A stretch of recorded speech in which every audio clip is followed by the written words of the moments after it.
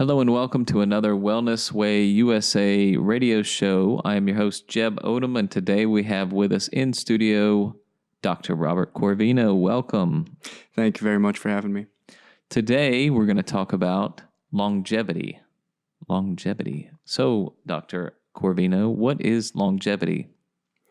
You know, as we learn more and more about healthcare, what we realize is that over time we have noticed that we've been able to keep people around a lot longer, and that's great.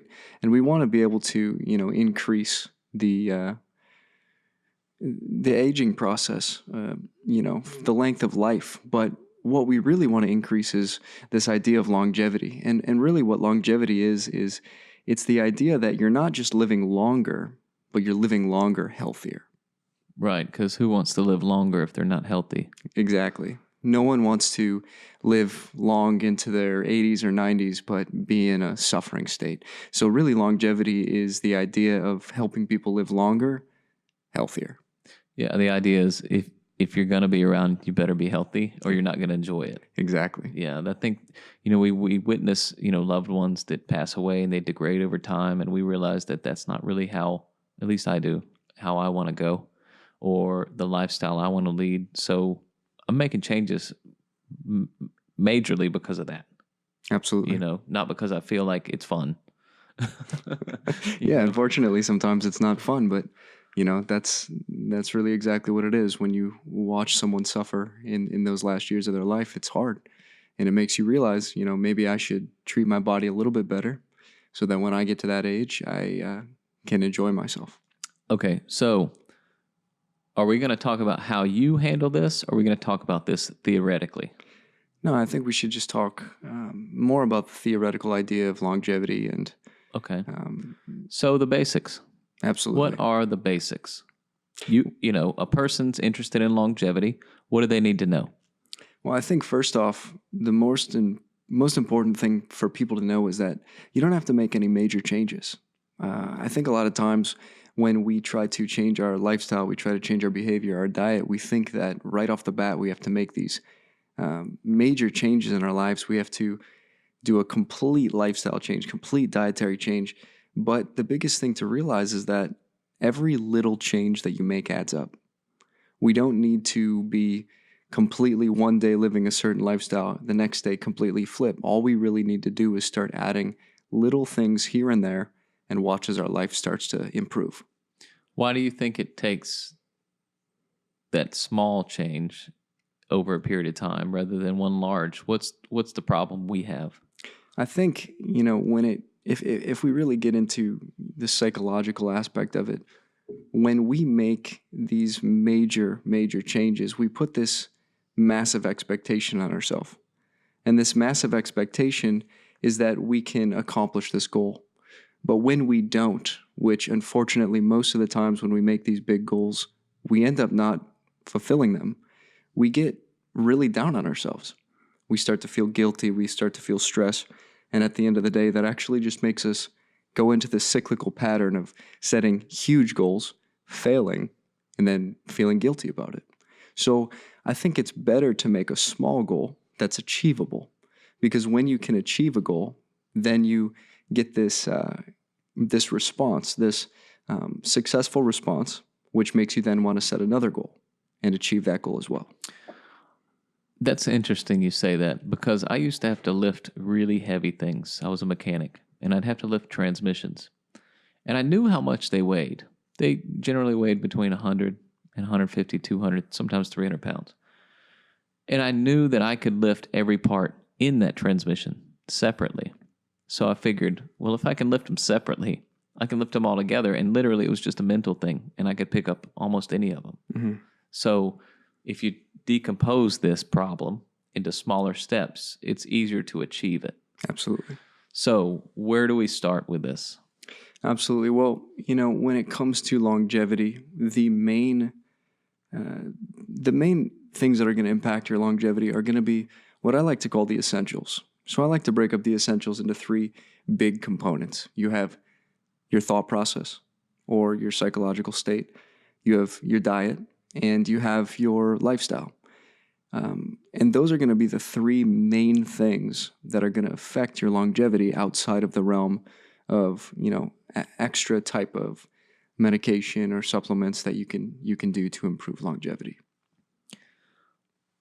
So your mindfulness, most people might not understand that completely. I'm sure I don't, but mindfulness, is that some sort of awareness? How would you describe that? Yeah, mindfulness is I guess I would say it's a newer topic. It's something that we're starting to do a lot more research on. I don't have a lot of the research present right now, but what we're starting to learn is that when we have the ability to control our stressful responses and decrease our stress, not only is that affecting us physiologically, but it's helping to regulate our mood, helping to regulate our behavior, helping us to look at the world more optimistically. And that is a huge component of longevity, because one of the biggest things that we've seen in the research is that people who live longer are people who are tend to be more optimistic, tend to have good family, good friends around them, tend to have less stress, because all of these stressors and these major stressors, they play big, they put a lot of damage on the physiological system.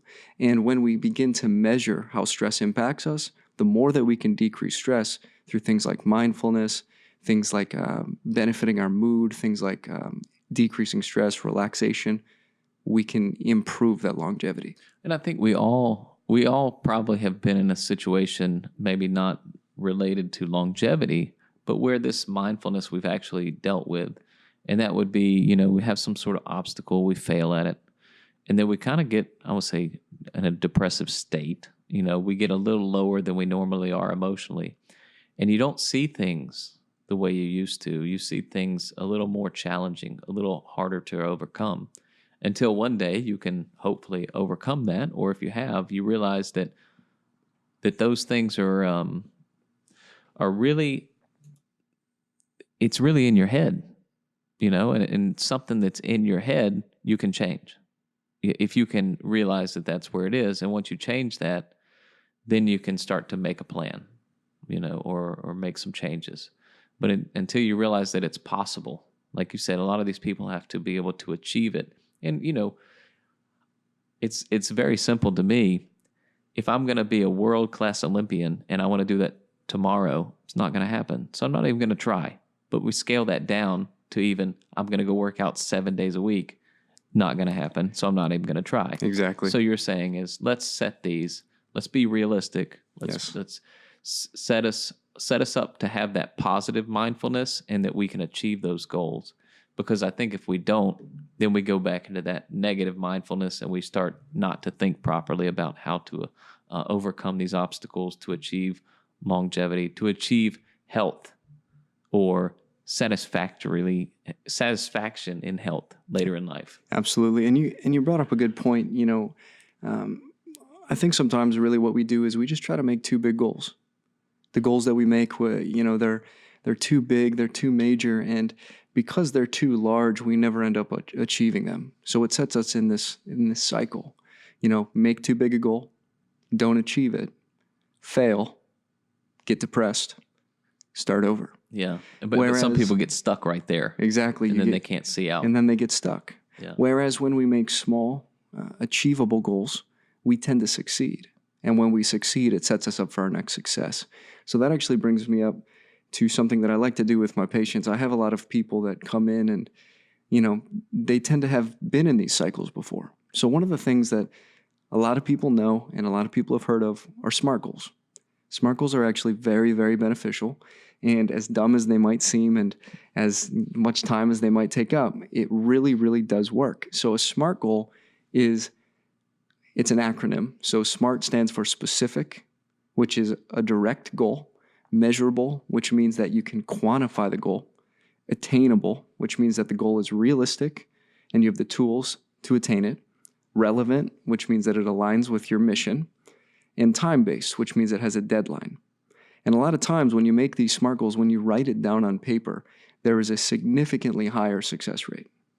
Okay, so it makes it a little more tangible Absolutely. to where, ideas we tend to forget or maybe they get pushed down by other things that might be more important. That list is going to hang around a little easier. Absolutely. And when you write it down and you start to think, of the specificity, you start to say, okay, you know what? That's not very specific. I Yeah. don't really have a real goal. Or maybe it's not time-based. So maybe you set a goal. Next thing you know, it's 2 years later. You're still working on it because you never set a time frame or even attainable. When you start to write down a goal that might not be attainable, when you write it on paper and you read it, you're going to say, okay, that might be a little much. That reminds me of how I'm adapting to a new exercise routine for myself, which I had said before, I just don't run.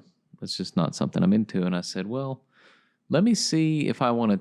Let me shoot for this. Let me try it, and let me see what the problem it is that I'm having. Because if it's something I can overcome, maybe we can help people overcome it too. What I realized my problem is I have a lot of pain in my ankle and shin area while I run, and I realized that most of that is conditioning. So what I'm doing is splitting up my aerobic activities into different activities, more like biking, running, stair step, or doing them separate. And instead of doing a whole hour on one, I'll break it up, and that will let me do that running phase as much as I can to start conditioning those muscles and tendons and things in my legs that will help me to go longer, and it works. I can do a little bit more each time. So I set the goal of wanting to run full speed for, X amount of time, 10 minutes or so. And I say full speed, but, a full speed marathon pace. And I'm getting there.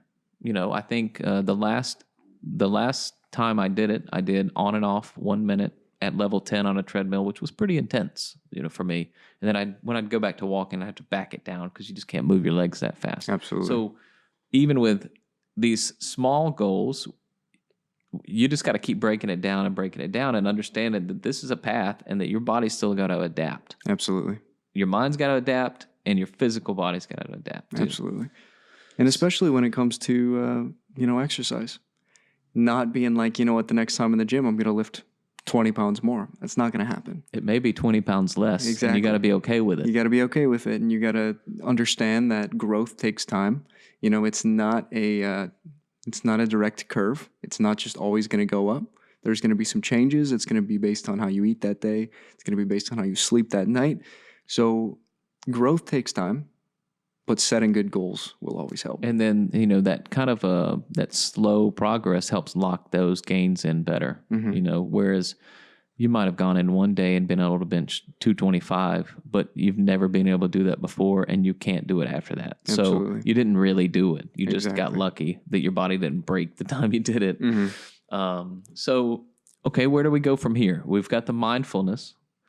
Well, I think, while we're on that, just talking a little bit about diet, diet is, I don't think it's the hardest thing. I think what makes it hard is how we try to do it. It should be easy, right? It shouldn't be. It shouldn't be that hard, but it is. It is hard. And why is it hard? And I think it's hard for exactly what we're talking about.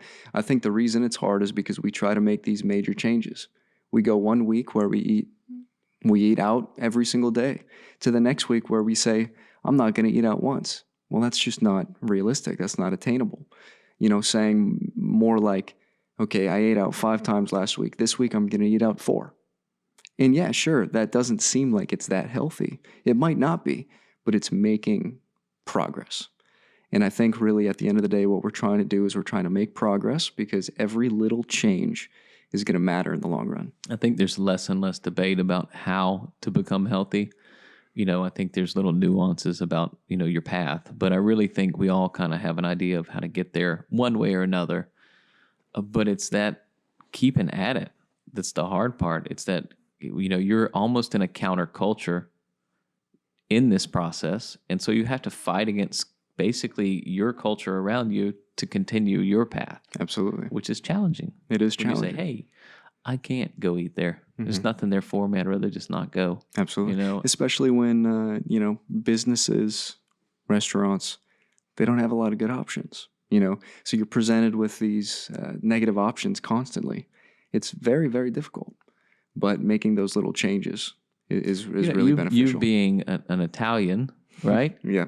An Italian restaurant, probably not the best place to be, is it? Not the best place to be. I mean, you can definitely eat now. That's, that is one thing A lot of about processed foods there. when it comes to Italian food is that Yeah. Italian food in restaurants is very, very, is pasta based, right? So not all Italian food is pasta based. That is Okay. little disclaimer, Right. But the Mediterranean type most is yeah. pasta based. Right. So we're looking at, of course, refined grains, refined carbs. Not the best place to be. Not the best place to eat.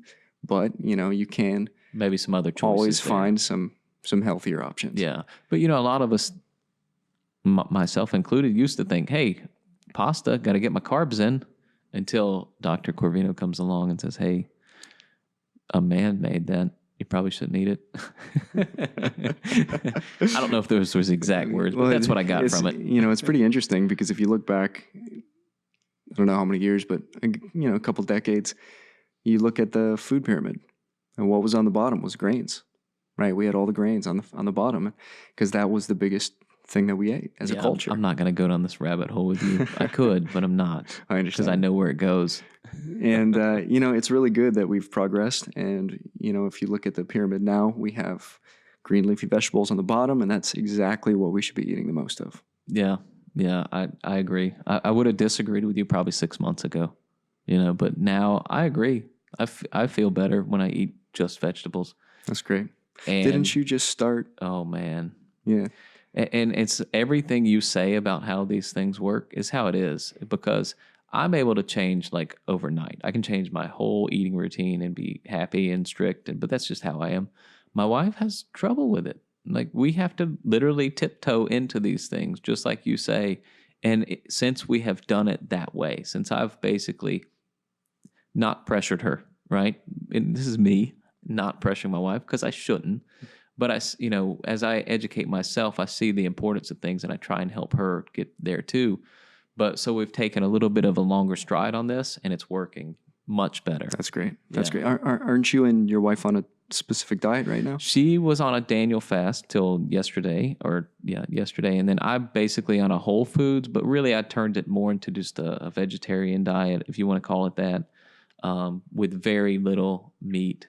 And then I'm actually starting to cut down my Nice. milk fats. And then even, that was another question I was going to ask you later, but you can remind me the difference between milk fats and plant-based fats. Okay. So, because, they say you don't want to eat too many fats for certain reasons. Well, I'm wondering, okay, is there a difference between those fats, and does it matter? So I'm going to ask you about that. How do you feel on that diet? Oh, man.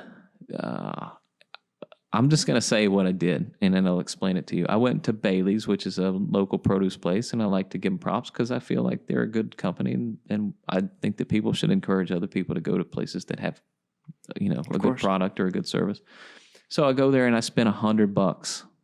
I got everything I could possibly think of and filled my refrigerator with 100% vegetables and a little bit of like a locally produced butter, right? Like an Amish butter. So I cooked with the butter, and I cooked the vegetables, and I did it for like a week. I've never felt better in my life, ever. And I'm 41. Wow. I'm an old dude, and I'm beat up pretty bad. So to say that the only thing that hurt me was a hair of wrist pain, just because I damaged them so much, it's amazing. It's amazing. You wake up in the morning, and you're as awake as you are all day. You never get tired until you go to bed. Then you can go right to sleep. Wow. It's pretty interesting. Were you doing any caffeine? Yeah, of course. Yeah. I didn't change that, but I'm not taking any pre-workout. The few things that I am taking is the test booster that we talked about, that has the DIM in it for the estrogen blocking that you recommended that I take. And that's what I do take. I take a vitamin, a natural multivitamin that has some probiotics in it. I take vitamin C, and I think every once in a while I'll take some bromelain, the pineapple extract. And that's it. And I work out 7 days a week. Yeah, that's great. And then I feel better than I ever have. That's awesome. Interesting, right? And I've bought the best designer supplements you could buy, as far as like weightlifting powders, the things that we buy to help us work out.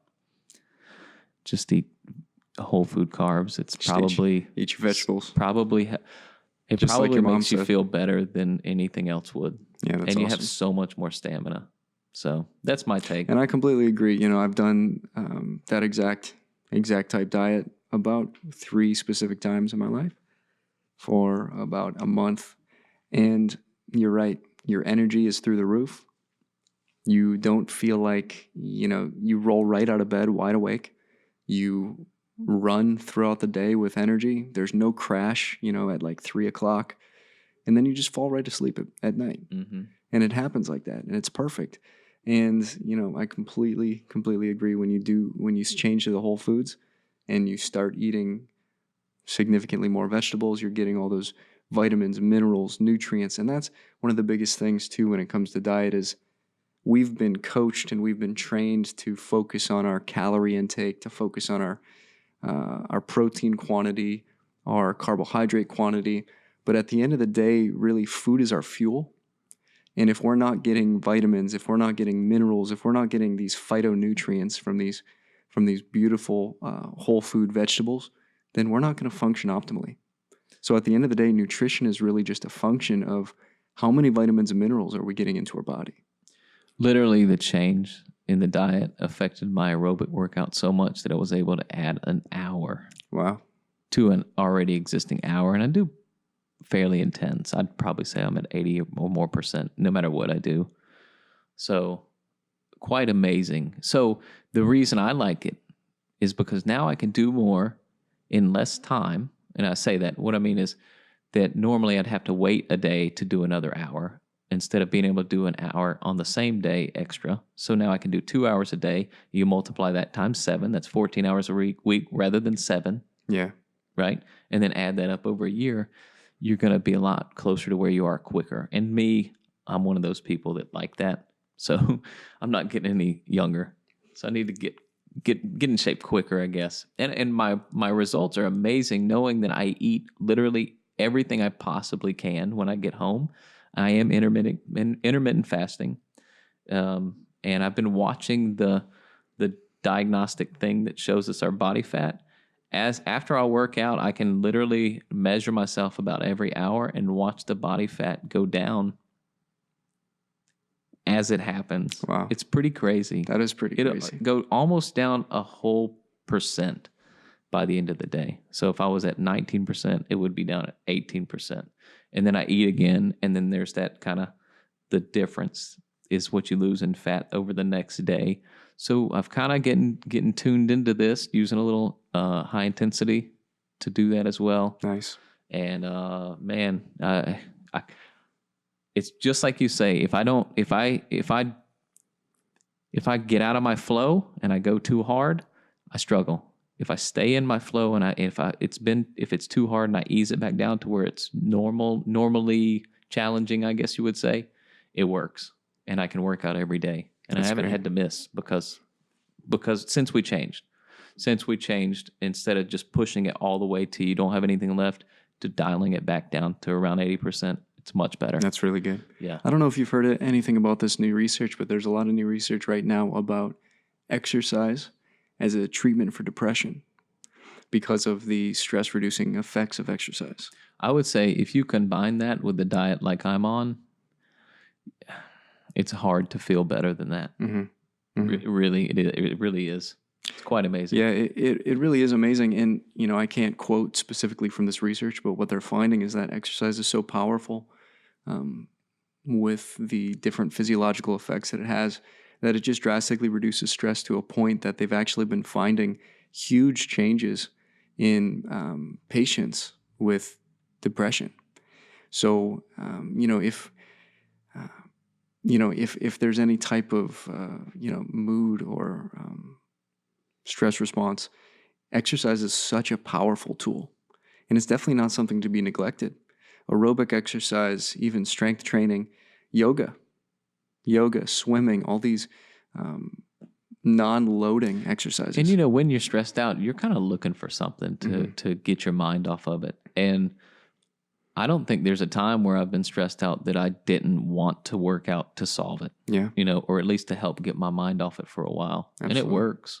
It's just like when you run on the treadmill, at first you're hurting, and then after about 15 minutes, that goes away. Well, nothing changed, but your body kind of adapts. And then when you get off, you can't even feel your feet touching the floor. So Yeah. there's some sort of adaptation to pain, and I'm sure it's a very similar mechanism in your brain to stress.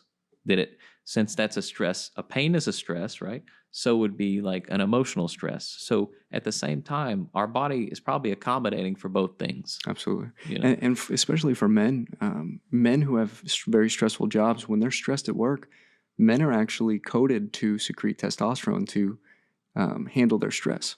When we get home at night and we've secreted all this testosterone, if we don't use it, our body actually will use an enzyme called aromatase, and it will convert the testosterone to estrogen. So a lot of that testosterone, if it's not used by managing that stress from work, then it will be converted to estrogen, which then has negative effects on our male physiology. And the more and more I learn about those negative effects of estrogen, it's crazy. And that's actually one of the supplements that you're taking right now is that DIM. So DIM is a molecule that's actually really, really common in cruciferous vegetables. So, men, women in general, with estrogen being so high in America, with estrogen dominance and everything that we're hearing about that, it's really, really important to make sure that you're getting in these cruciferous vegetables because they block those negative high level of estrogen effects. Yeah. So that would be understanding what you're doing, the mindfulness, preparing for this that you're going to go through. What we're trying to help with is saying, hey, if you follow this, you're going to feel better. You're not going to feel worse, Absolutely. which is what most people are afraid of. And I kind of thought back the other day to when I started this recent journey, when I started exercising and eating better.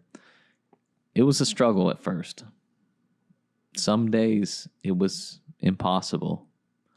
But from there to where I am now, I'm so glad that I didn't give up. And I really want to help encourage people to get past that first challenge. And I think that may be why a lot of people don't start. It's because they remember trying this before, and that first challenge was so difficult, painful, and or they've been let down because something didn't work. Mm-hmm.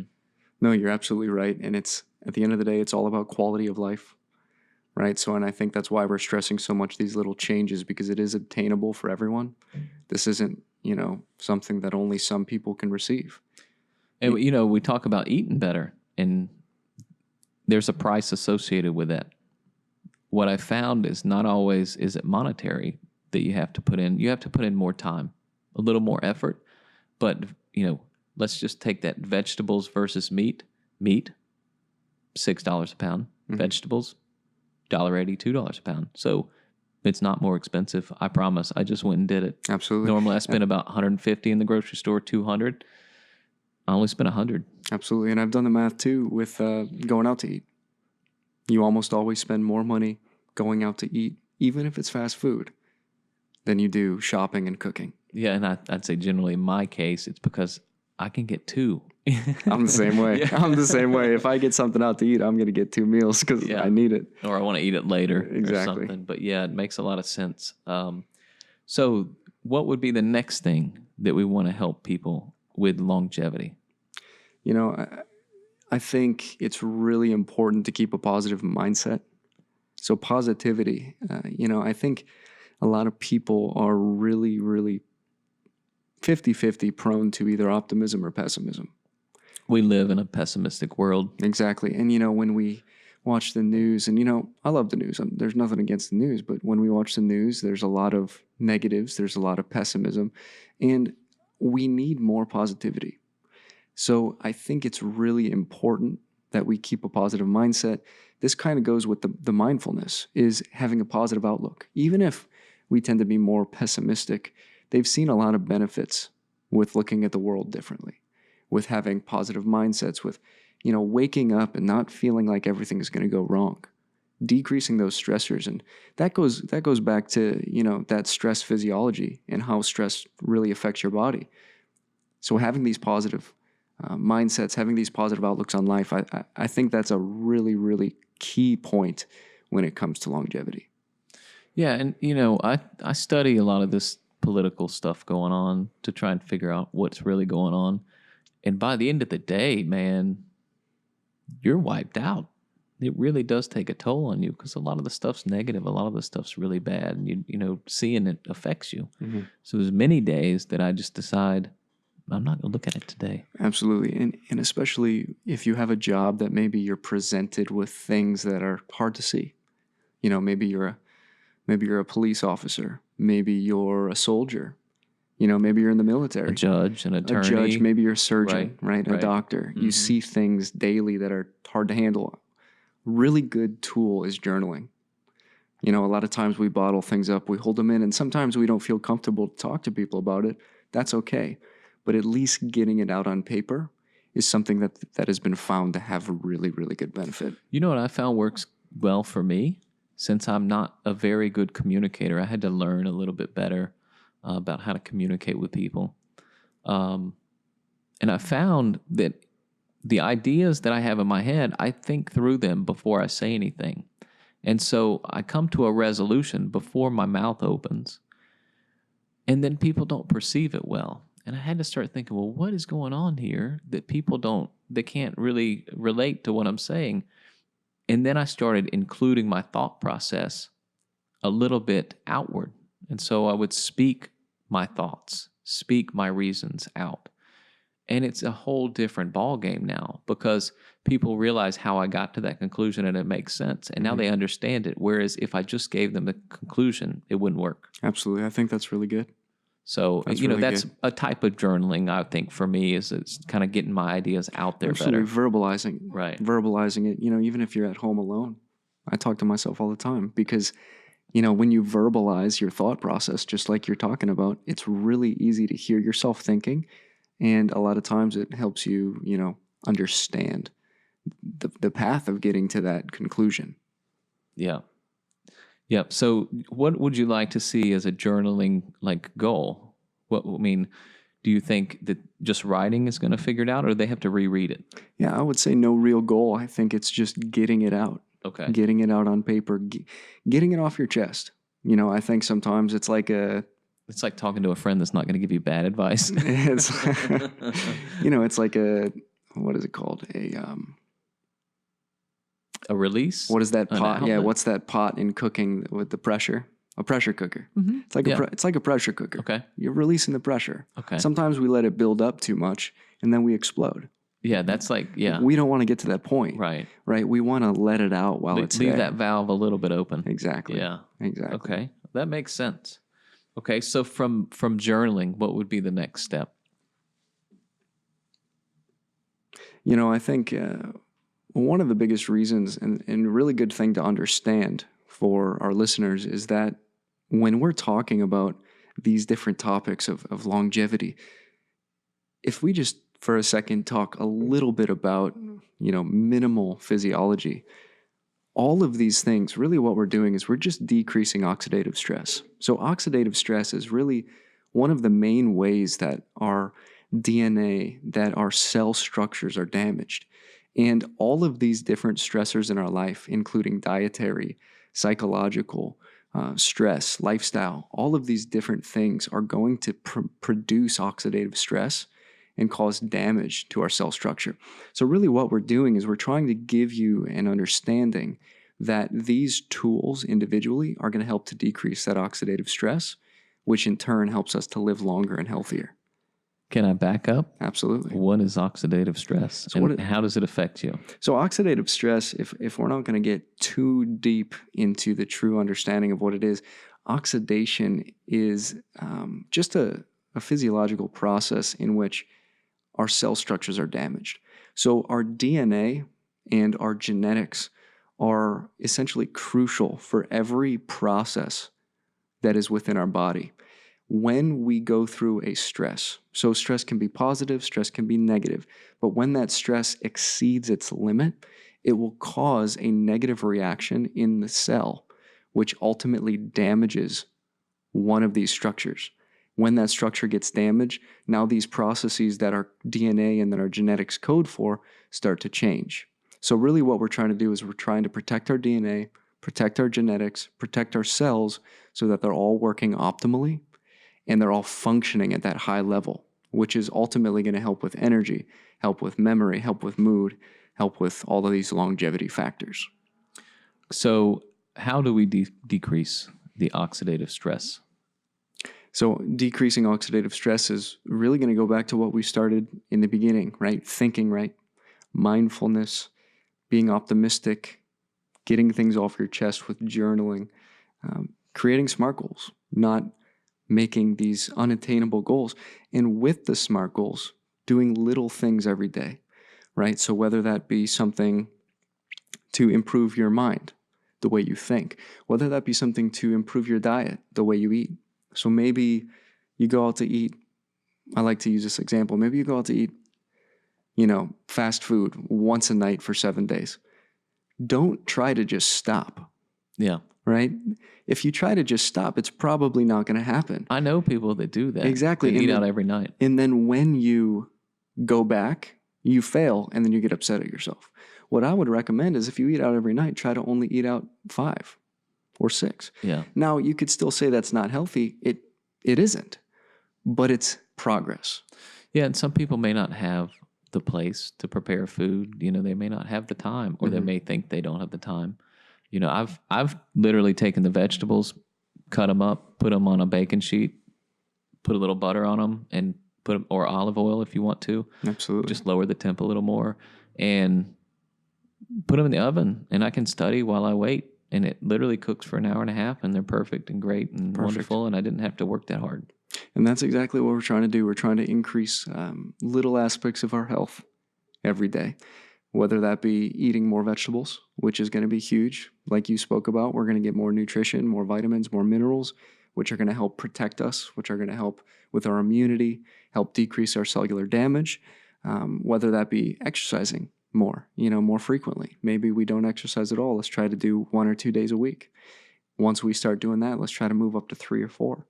Doing aerobic exercise, strength exercise, that's going to create that positive environment for our cells to increase its immunity, to increase its ability to adapt to stressful situations, to clear excess hormones from the body. Exercise is going to be a huge component of health. So trying to put all of these little things in line so that when we look at our grand picture of our life, we see a bunch of little things that we're doing that are adding up over time to increase our longevity. Right. It's not one thing.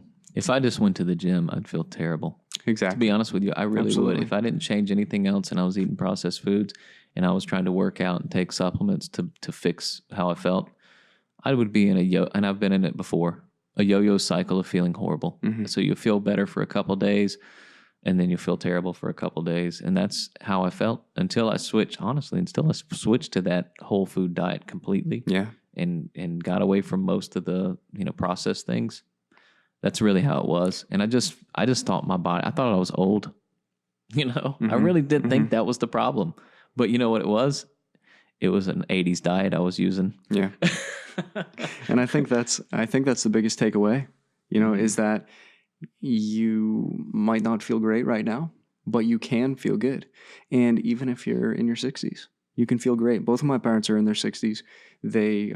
My dad is 68 years old, and I have completely changed his diet since I've started, getting deeper and deeper into this. And he, called me the other day and he was like, my energy is doing incredible. So, give me a little perspective, where I'm at, what I'm doing. What kind of adjustments might I have to make as I get older? Or just continue with what I'm doing? I really believe it's just continuing with what you're doing. Now, obviously, there's always going to be little tweaks here and there, based upon specifically what you're doing. But at the end of the day, it's exactly what we always talk about: a whole food, high vegetable diet, making sure you're getting clean, fresh, GMO, antibiotic, hormone-free sources of meat, getting rid of excess refined carbohydrates, and then doing some exercise, doing some mindfulness, thinking right, optimism, decreasing stress.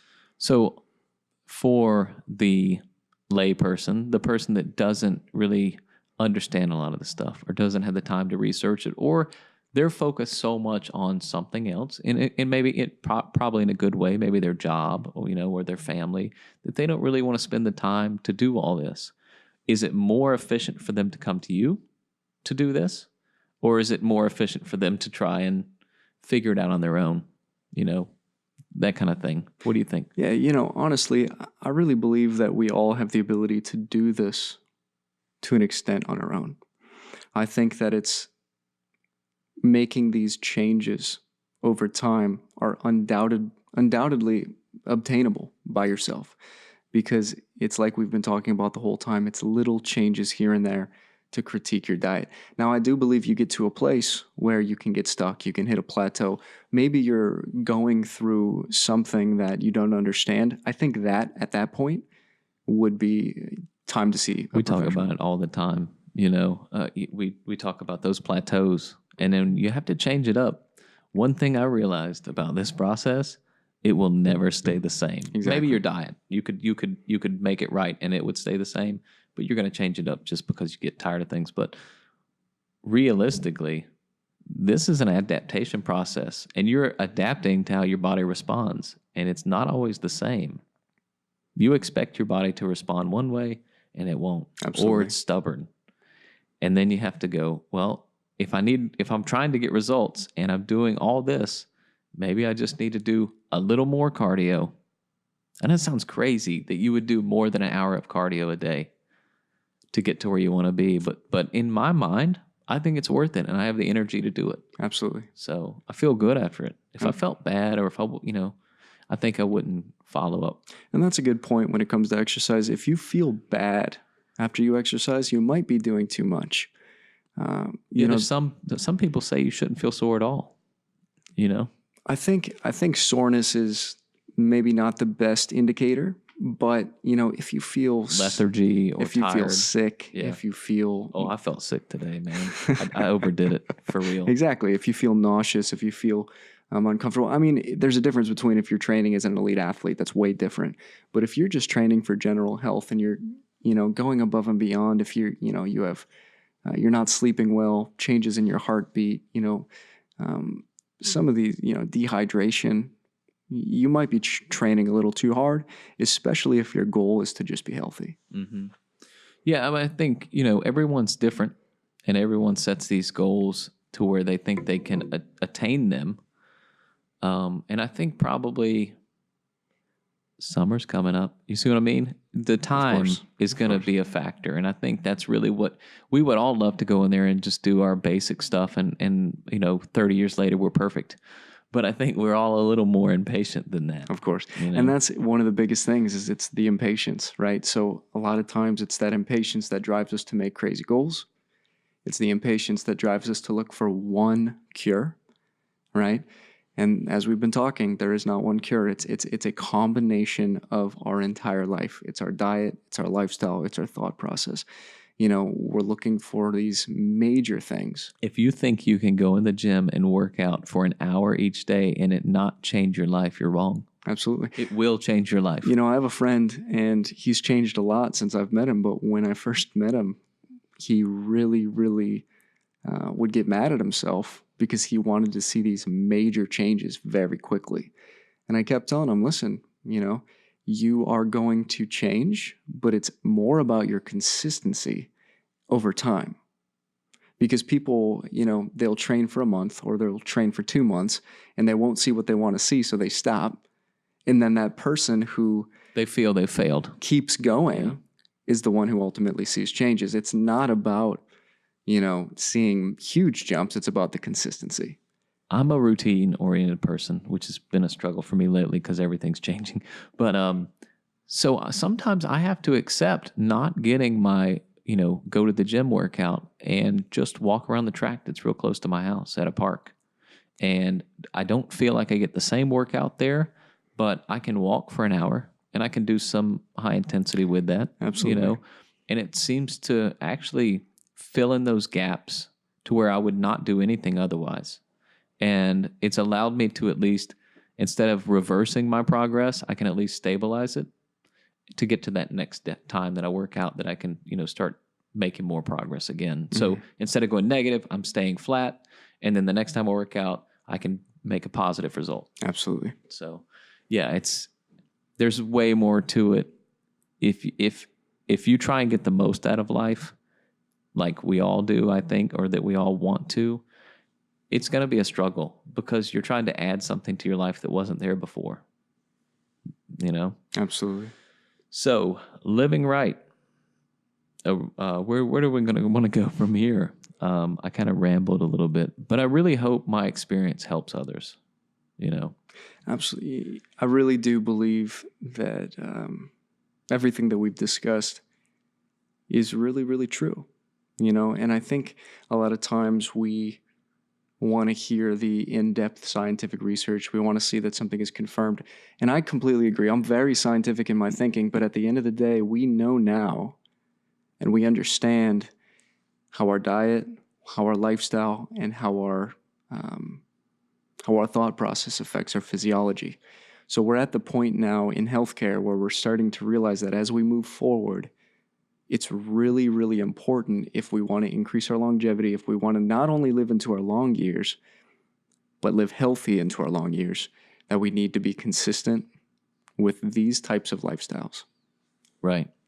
And so what I'm trying to make clear to people, and it's kind of what we went over, is that I don't want them going into this and failing because they didn't know how it was going to be. Mm-hmm. So my goal is to give the most honest, practical advice or practical illustrations of what I have to go through on my, journey, and everybody's a little different. I'm trying to lose weight right now and you're trying to gain it. It's pretty strange, right? Absolutely. But we're using similar methods. Well, quite frankly, we're probably using the same methods. Absolutely. I mean, if you want to compare, I'm lifting weights, I'm doing cardio, I'm eating well.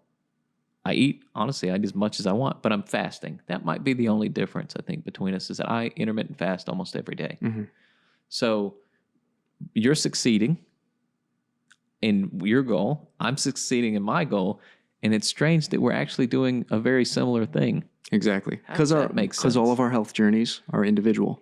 Yeah. Right. We can never take a cookie cutter approach and try to put it on everyone. We have to understand that we're all individuals. We all have our own goals. And I think that's a really good thing to kind of end on is goals. Sit down with yourself, write down your goals. I like to write down 3 goals with every person I work with. What are your 3 main health goals? Maybe it's you don't want to get up in the middle of the night to have to use the restroom because you have too high blood sugar. Maybe it's that, you just let me hold you up right there. Of course. And only because we spoke about it on a previous radio show or podcast. If I eat all these vegetables at night, like I do, and I haven't eaten all day, and I'm bringing in, 2,000 to 3,000 calories in a given time period, very close to when I'm going to go to bed, I wake up and go to the bathroom. But it's not for the reason you said. And I thought about that, and I make that distinction that it's because I'm eating the vegetables with a lot of liquid in it. They're full of water. And if I'm mainly eating green leafy vegetables and other vegetables that are full of water, I got to get rid of that as it processes. So, yes, I've been on both sides. I've had to get up because I think I was in some sort of metabolic syndrome that was part of it. And then the new part is because of my activity and how I decide to eat. Of course. That it's going to be a little different, that I should expect maybe to get up once or twice because of that. Does that make sense? Am I wrong? No, absolutely. Okay. Absolutely. That's exactly, that's exactly with the goals. Everyone's going to have their own goal because everyone's in their own health journey. We all have our own, we all have our own goals that we're going after. And when we sit down, we focus on what our goals are, then we can start to produce steps to attain those goals. And one of the biggest things that I talk about with every single person I work with is never neglect the essentials. So we always try to look for the major, huge fix, right? We want to, what's the trick is what everybody's asking. We are, exactly, as we are. Now, I've actually had people ask me before, When I used to work in a supplement store, in college, they asked me, "Where's the miracle pill?" It's called high intensity training. I've had multiple people ask me, "Where's the miracle pill?" Because that's what people look for. They look for the miracle pill. So what's the miracle pill? The miracle pill is the answer. It's whatever you find works for you. Exactly. So what's the answer? And a lot of people look for that one single answer. But I'm here telling you right now that the biggest thing I tell the people I work with is that you cannot neglect the essentials. There will be things that benefit you. There will be things that you can do on top of them. But if you're not doing the essentials well, nothing else will come into alignment. Yep. It all starts with your diet, with your lifestyle, and with your thought process. And when you get those three things down, you're going to start seeing huge changes in every aspect of your life. Yeah, and people say, well, they kind of make you the enemy. He says that I have to eat this to be healthy. Well, you can try to do that high intensity training without eating well. It's not going to go well. Exactly. I've tried it. It doesn't go well. You're going to have no stamina. You're not going to be able to achieve your goals. Likewise, if you haven't done any strength training, your aerobics is going to suffer. If you haven't done any aerobics, your strength training is going to suffer. So everything's dependent on everything else. And if we really talk more about chronic disease, because those are really the people that I work with, if you're struggling with metabolic condition, if you're struggling with a hormonal condition, you can go after whatever the miracle is. But at the end of the day, what's going to change the way that your metabolism functions, the way that your hormones function, the way that your physiology functions is going to be the essentials, the nutrients, the vitamins, the minerals, the enzymes functioning at that optimal rate, cellular regeneration.